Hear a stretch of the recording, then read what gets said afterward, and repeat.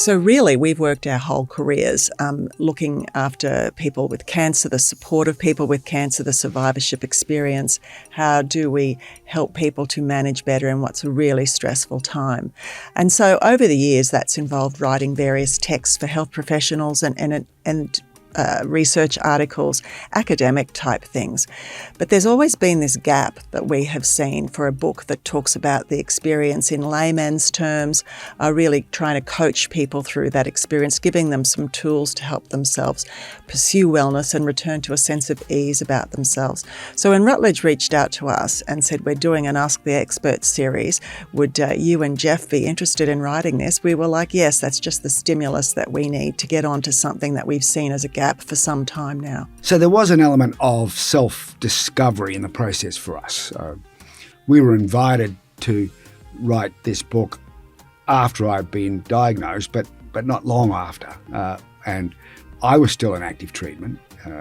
Suzanne and I were still trying to work out what that meant for us personally.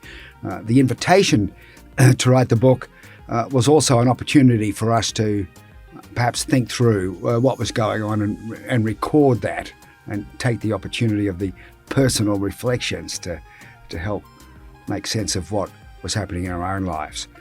So in a way, it's a collision or a confluence of decades of experience and training and service delivery from the both of us, and then a diagnosis. So it placed us in a unique sort of situation, one that was enjoyable and at time challenging, of course, but one that we found very productive. If I was to give one piece of advice, it would be to try and approach this with as flexible a mindset as you can.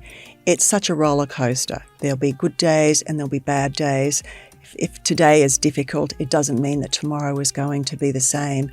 And so if you can flex around with your perspective, sort of riding the waves up and down, I guess. I think that's probably the most valuable thing. And remember, this is your experience. You don't have to do what other people tell you or do it the way other people think you should.